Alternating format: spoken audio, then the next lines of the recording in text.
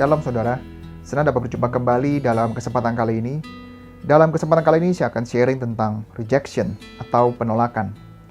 Saudara mungkin sering menyaksikan atau bahkan merasakan kondisi di mana ketika anak kecil yang meminta permohonannya kepada orang tua dan orang tua menolaknya. Saya sering menyaksikan ketika saya berbelanja di swalayan, ada anak kecil yang meminta camilan terhadap orang tuanya. Namun orang tua tersebut menolak dengan alasan anak tersebut masih batuk. Atau mungkin zaman sekarang juga ada anak yang sering meminta gadget baru kepada orang tuanya. Namun orang tua tersebut menolak. Entah alasannya masih ada gadget yang lama, entah alasannya belum cukup umur, entah takut dengan adiksi, atau mungkin sedang mempersiapkan kebutuhan yang lain. Saudara, respon anak kecil pertama kali yang sering saya saksikan adalah kecewa, marah, nangis, bahkan mungkin merengek, saudara. Tanpa memperdulikan alasan apapun yang dijelaskan oleh orang tua mereka, kenapa mereka menolak permintaan anak kecil tersebut. Bagaimana dengan kita, saudara?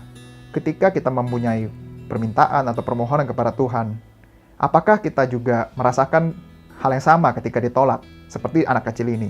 Apakah kita menjadi pribadi yang mungkin kecewa, merengek, sedih kepada Tuhan, atau mungkin marah kepada Tuhan? Ataukah kita tetap percaya kepada Tuhan bahwa Tuhan selalu menyediakan yang lebih baik, atau mungkin Tuhan sedang menunda kepenuhan itu? Berbicara tentang penolakan, Yesus pun juga mengalami namanya penolakan, saudara.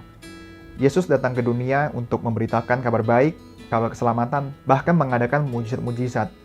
Namun beberapa pribadi menolak Yesus, contohnya adalah orang Farisi. Bahkan yang lebih miris lagi adalah orang-orang Nazaret, orang kampung di tempat Yesus lahir, menolak Yesus sebagai nabi. Kita akan membuka di Matius pasal 13 ayat 53 sampai 58. Namun saya akan membacakan hanya ayat 57 dan 58. Begini firman Tuhan. Lalu mereka kecewa dan menolak Dia. Maka Yesus berkata kepada mereka, seorang nabi dihormati di mana-mana, kecuali di tempat asalnya sendiri dan di rumahnya. Dan karena ketidakpercayaan mereka, tidak banyak mujizat diadakannya di situ. Kita garis bawahi ayat 58, saudara.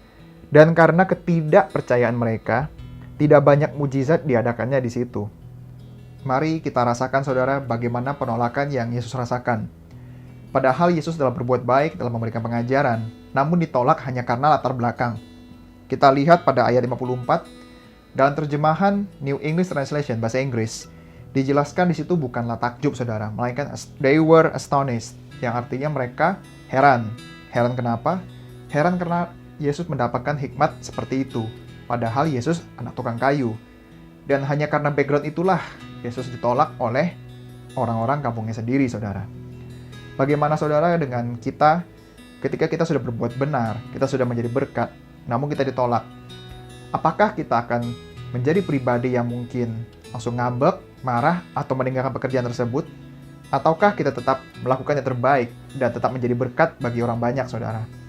Kita lihat, saudara, apa yang terjadi seperti di ayat 58, hanya karena mereka menjudge Yesus dari latar belakangnya. Tidak banyak mujizat yang terjadi karena ketidakpercayaan mereka tersebut. Percayakah, saudara? Terkadang penolakan juga seringkali terjadi dalam dunia profesional. Bahkan ada beberapa cerita dari penolakan menghasilkan yang lebih baik, saudara, daripada sebelumnya.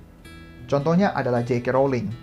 Kita lihat bagaimana J.K. Rowling masih mencoba ketika 12 penerbit menolak cerita fiksi Harry Potter. Dan akhirnya pada penerbit ke-13 diterima dan mendunia sampai hari ini. Atau mungkin Starbucks Coffee, di mana Howard Schultz ditolak 217 investor karena pada saat itu idenya dianggap gila, saudara. Atau mungkin Brian Acton, yang ketika saat itu melamar kerja di perusahaan Facebook, namun ditolak. Dan pada akhirnya Brian Acton berhasil menciptakan aplikasi Messenger yang terkenal, yaitu WhatsApp, saudara.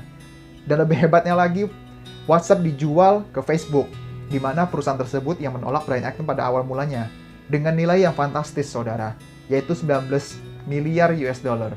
Saudara, ada kutipan menarik yang pernah saya dapatkan berbunyi demikian. God's no is not rejection, it's redirection. Tidaknya Tuhan bukanlah penolakan, melainkan mengarahkan kita ke hal yang lebih baik. Saya juga percaya dari 3 tokoh yang saya sebutkan, saudara, mereka belajar penolakan bukanlah akhir dari segalanya. Mereka tetap berusaha, bahkan salah satu dari mereka mendapatkan lebih dari yang mereka ajukan sebelumnya, saudara, yaitu Brian Acton. Jadi saudara, apapun yang kita kerjakan, kita usahakan, dan kita minta kepada Tuhan, kita tetap percaya bahwa Tuhan pasti menjawabnya. Saya belajar dari kebenaran firman Tuhan di Matius pasal 21 ayat 22 yang berbunyi demikian. Dan segala sesuatu, apapun yang kamu minta dalam doa dengan percaya, pastilah kamu akan menerimanya. Jadi saudara, tetap kita berdoa dalam Tuhan, tetap meminta kepada Tuhan. Katakanlah tidak dijawab, itu bukanlah penolakan saudara, melainkan itu adalah redirection. Tuhan memberikan yang lebih baik dari yang kita minta. Jadi saudara, apapun yang kita rasakan sekarang, tetaplah kita percaya. Jangan sampai kita seperti menjadi orang-orang Nazaret yang menolak Yesus dan pada akhirnya ketidakpercayaan itu menyebabkan sedikit mujizat yang terjadi dalam kehidupan kita saudara. Kiranya dapat menjadi berkat bagi kita semua. Tuhan Yesus memberkati. Amin.